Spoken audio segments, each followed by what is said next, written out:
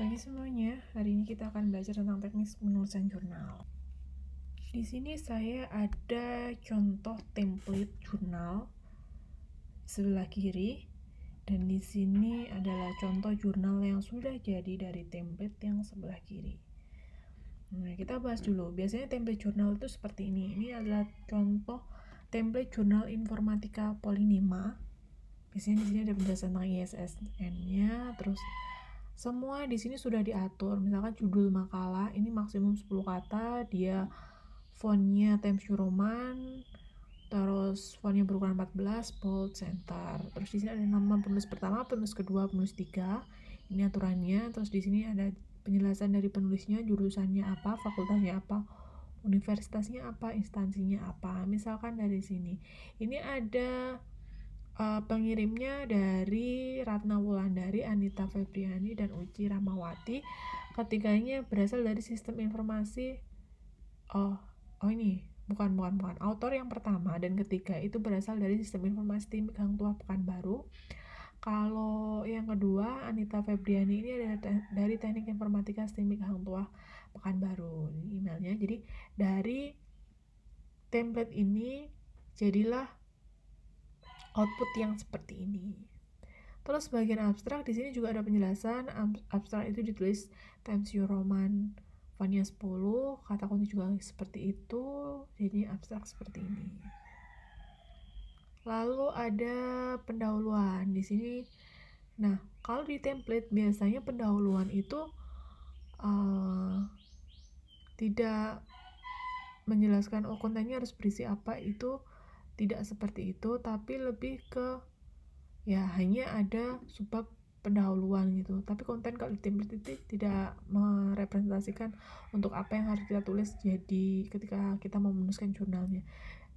Di template itu lebih menjelaskan ke misalkan aturan kertasnya, standarnya, terus header, footer, terus bagaimana penulisan persamaan, penulisan gambar, penulisan tabel, cara pengutipannya bagaimana. Kan ada banyak sekali, kita sudah belajar cara pengutipan. Nah, ini untuk penggunaan cara penertibannya ini, kalau kayak ini biasanya pakai referensinya yang apa, dan ini nama belakang penulis disertai tahun penerbitan dalam kurung, misalkan seperti ini. Terus nanti ada bab tentang kesimpulan dan saran, lalu ada daftar pustaka, ada lampiran, ada mungkin disertakan lampiran. Jadi template-nya hanya seperti ini penjelasannya, penjelasan singkat terkait bagaimana cara menulisnya lah. Tapi harus seperti ini, kalian nggak bisa buat sendiri. Jadi kalian copy paste, nanti laporan kalian di template ini di copy paste, aturan penulisan dan lain sebagainya itu harus sama persis seperti ini. Jadi kalau misalkan mau kita copy paste sesuatu ya, misalkan di sini saya copy paste ini, di sini di copy biar aturannya nggak berantakan. Misalkan kalian copy paste dari laporan kalian, pilih keep text only, maka dia tidak akan ada perubahan yang berarti lah, seperti ini ya. Beda halnya kalau misalkan kita langsung copy paste. Ini tadi saya langsung copy paste pakai Ctrl V, jadi berantakan seperti ini ya. Jadi caranya gitu, cara merubah dari laporan kalian ke bentuk jurnal.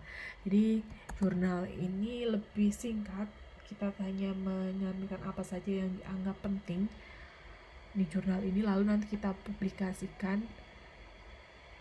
Apa sih fungsinya publikasi itu? Fungsinya publikasi itu seperti kita memberikan pengumuman ke orang lain bahwa ini loh, karya ini sudah saya buat, saya publikasikan melalui jurnal ini, misalkan seperti itu. Jadi itu seperti pengakuan atas karya kalian bisa melalui publikasi jurnal seperti ini. Nah, contohnya ini, contoh jadinya seperti ini ya. Di bab 2 ada tinjauan pustaka. Kalau di bab 1 ini pendahuluan sama ya, latar belakang lah, intinya latar belakang saja yang dituliskan di sini.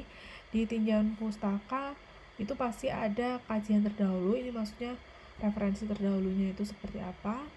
Nah, dituliskan di sini. Terus ada landasan teori, penjelasan teori. Nah, terkait apa saja informasi yang penting di penelitian kalian. Lalu ada banyak sekali landasan teorinya. Ada metode penelitian, ini berarti di bab 3. Nah, ini menggunakan apa? Kalian kemarin juga menggunakan waterfall juga kan, pengujiannya seperti apa? Nah, apa yang dilakukan sesuai dengan metode yang dituliskan. Lalu hasil dan pembahasan. Hasilnya apa yang dihasilkan? Ini bab 4 otomatis. Karena kalian hanya mencoba menuliskan, oke, bab 4 ini diisi beberapa interface saja, itu tidak apa-apa. Sesuai dengan interface apa yang ada di laporan yang kalian buat kemarin.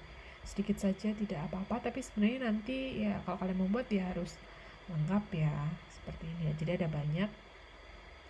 Nah, terus tadi 4.1 ini kan lebih ke implementasinya, implementasi jadinya seperti apa. 4.2 itu pengujian prosesnya. Pengujiannya ada apa saja? Ini contohnya. Pengujian proses admin dan lain sebagainya, ini kan juga kalian sudah pernah buat. Nah, jadi langsung diletakkan di sini, tinggal di copy paste.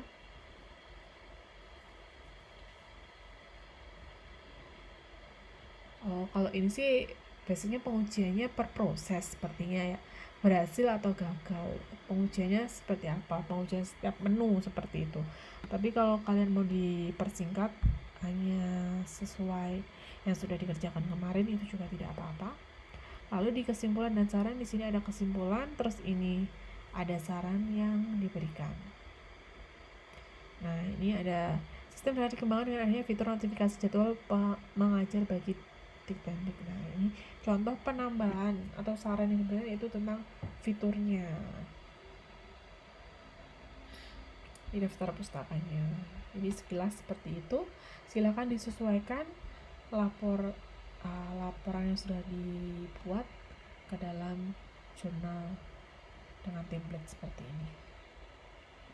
Oke, seperti itu penjelasan untuk perubahan dari laporan ke jurnal. Semoga tidak ada masalah. Silahkan mencoba. Semoga informasi ini bermanfaat. Terima kasih.